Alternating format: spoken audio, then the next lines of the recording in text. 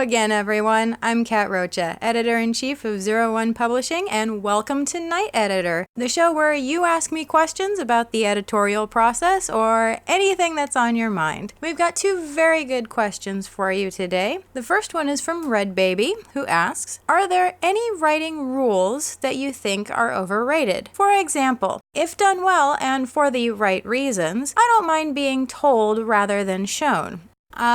No. All of the rules that are there for a reason. But I am a firm believer that rules can be broken as long as you know what you are doing. For example, do not attempt tell, don't show unless you have several years of sequential storytelling experience under your belt and you understand why it doesn't work when almost everybody else does it. I mean, come on, who wants to read a graphic novel where you have long talky scenes of dialogue where people are talking about events that seem far more interesting than what is put on the page? Or if you're doing prose, understand why having your main character talk about an event is not nearly as entertaining as actually going through that event with that character. And I cannot stress hard enough, do not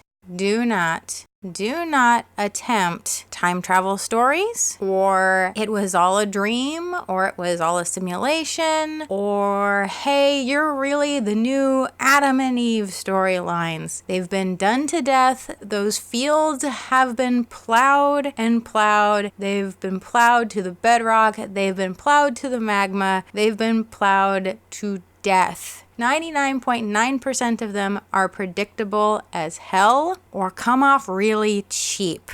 Now, I know there's going to be a bunch of you out there that are screaming at your computer saying, but Kat, I have the most awesomest idea ever that nobody has ever done with one of those tropes, and it will be amazing. Great, wonderful. I'm so happy for you. Write it down. Put it in a vault somewhere so nobody else gets it, and don't look at it again until you've mastered your craft. Don't attempt these tropes until you have mastered the art of writing and you understand why these rules were created in the first place.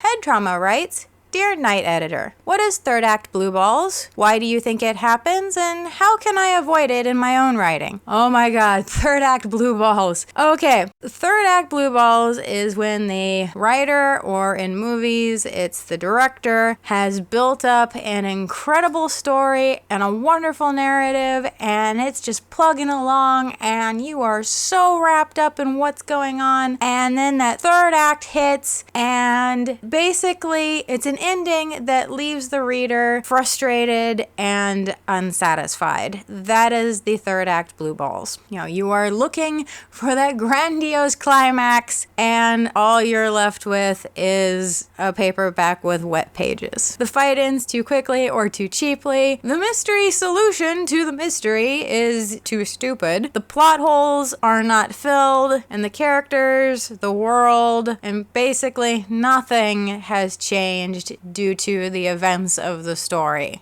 The following are descriptions of real published novels that I have read that gave me third act blue balls. If I can accurately predict in the very first chapter of the book that the main protagonist's best friend is killing everybody because she wants the main character all to herself, you need to rethink your murder mystery. That really happened. I read the first chapter and said, oh, it's this person and they're doing it for these reasons, and these characters are going to die for those reasons, and I flipped to the end and I was right on every single point. Oh, I was so mad.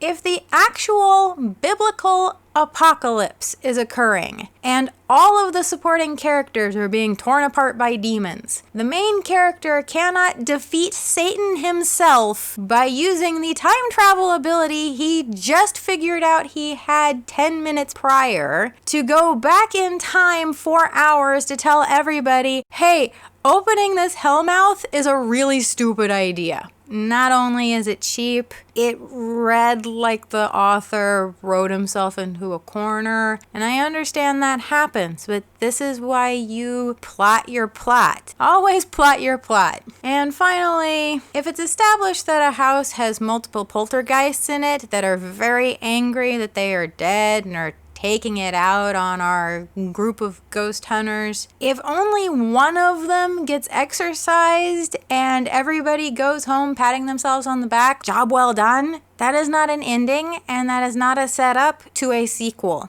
It's lame and unsatisfying, and no, it does not make me want to read the next book. It tells me, Ian, you did not plot your plot. In fact, this particular book that I'm talking about read like the author was making it up as he went along, and that he forgot that there were other ghosts, and that is a crime.